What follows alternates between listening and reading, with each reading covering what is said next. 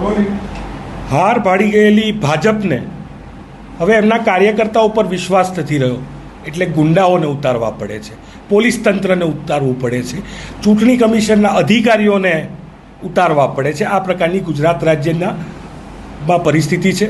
થોડે દિવસે લોકતંત્રની હત્યા થાય. મહેસાણામાં કોંગ્રેસ પાર્ટીના ઉમેદવાર જ્યારે ઘરે ના હોય ત્યારે કેટલાક તત્વો સ્કોર્પિયો ગાડી લઈને ગુંડાગર્દી કરે અને ઉમેદવારની પત્નીને સરેઆમ ધમકી આપે, ચીમકી આપે કે આવનારા સમયમાં જો ફોર્મ પાછું ન ખેંચ્યું તો જોવા જેવી થશે, આવી જાહેરમાં ધમકી આપે. જે સરકારની જવાબદારી છે કે આ ગુજરાતના દરેક નાગરિકને સુરક્ષા આપવી, તે જનપ્રતિનિધિત્વનું ચૂંટણી લડનારા લોકોને પણ સુરક્ષા નથી આપી શકતી. સ્પષ્ટ કહી દે સરકાર, ચૂંટણી કમિશન કે આ રીતે દમદાટીથી ચૂંટણી લડવાની છે, લોકોને બીવડાવી ધમકાવીને ચૂંટણી લડવાની છે. ક્યાંક પોલીસ તંત્રનો, મહેસાણામાં તો એના પહેલાં પણ ફરિયાદ થઈ કે સાતેજમાં પોલીસ સ્ટેશનની હદમાં જે પીઆઈની બદલી થઈ ગઈ હતી, છતાં તે વ્યક્તિને ત્યાં રાખવામાં આવ્યો જે ઉમેદવારોને ધમકાવતા હતા, ઉમેદવારોને પ્રેશર કરતા હતા ફોર્મ પાછું ખેંચવા માટે. હજી આજે પણ ક્યાંક ને ક્યાંક મહેસાણામાં આવી અનેક ફરિયાદો સામે આવી રહી છે. ત્યારે આપના માધ્યમથી ચૂંટણી કમિશન અને પોલીસ તંત્રને કહેવા માંગીએ છીએ કે તમે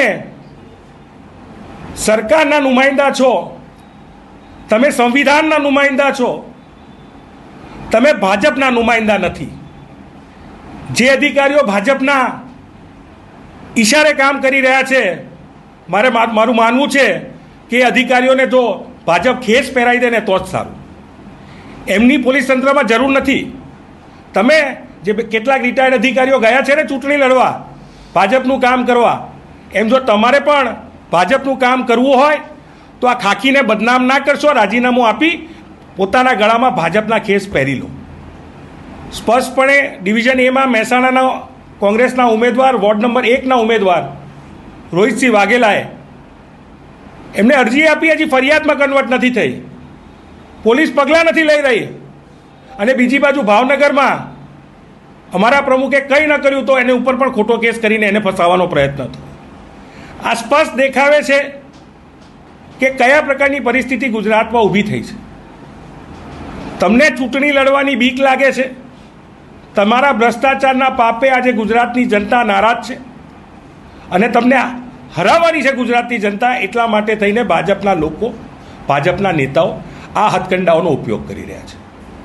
પણ ગુજરાતની જનતા એ ગુંડાગર્દીને હરાવશે, ભ્રષ્ટાચારને હરાવશે અને ભાજપને હરાવશે. આ ગુજરાતની જનતા આવનારા સમયમાં ભાજપ ભગાવો અભિયાન એ ગુજરાતની જનતા શરૂ કરશે.